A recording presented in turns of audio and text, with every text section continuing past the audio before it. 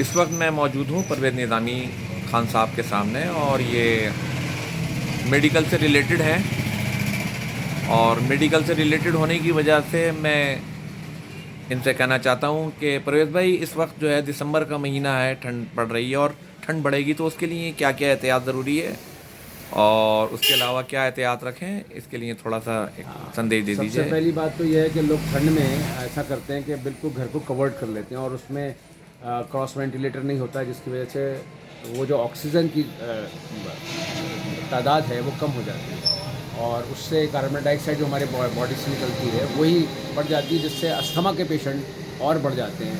लोग घर में अंगीठियाँ भी लगाते हैं, उसका धुआं भी होता है, तो इसमें कई बार मौतें भी हो जाती हैं, अमवात हो जाती है। तो एक बात का ध्यान रखें। दूसरे, खटाई तली हुई चीज़, ठंडा पानी, उसका थोड़ा परहेज़ रखें। और साथ साथ मैं आपको एक बात कहूँ कि इस वक्त ठंड अभी तो शुरुआती दौर है, लेकिन बहुत शबाब वाली ठंड हो सकती है।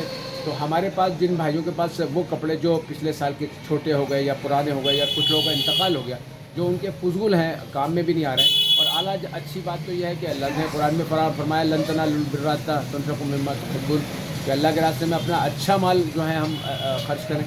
अगर अल्लाह ने ये सलाहियत दी है तो कोशिश करें कि हमारे पास अच्छा नहीं तो कम से कम वो हमारे सामान जो कल पिछले साल हमारे छोटे हो गए, पिछले साल के हैं, क्योंकि आपके जो फजूल कपड़े हैं हो सकता है वो किसी की ठंड कम कर सकें और किसी को राहत दे सकें।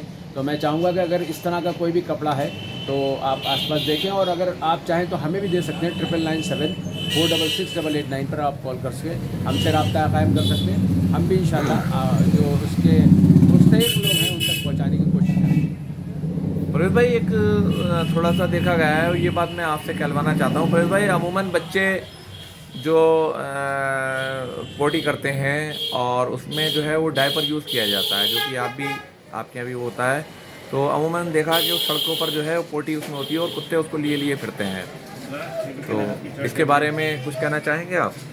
तो उसमें ध्यान रखें। देखिए, ये जो गंदगी होती है ख़ास तौर पे हम बाहर कर देते हैं, तो एक तो यह है, वैसे भी कूड़ा बाहर नहीं होना चाहिए, और इसमें अगर करें तो हम साइड में जो डस्टबिन है उसमें रखें। और जिस तरह नगर पालिका की जो आते हैं जिसमें हम सूखा कूड़ा और गीला कूड़ा अलग अलग उस तरह से करेंगे तो ज़्यादा अच्छा है, वरना ये बाहर होता है, इससे गंदगी होती है, उससे जरासीम होंगे, बीमारियाँ भी होती हैं। और सड़कों पर जो है कूड़ा भी ना हाँ, डालें, बिल्कुल एहतियात रखें। बहुत बहुत शुक्रिया परवेज़ भाई आपका, और थोड़ा सा हम भी ध्यान रखेंगे और लोगों से भी इल्तिजा है कि इस चीज़ का ध्यान रखें।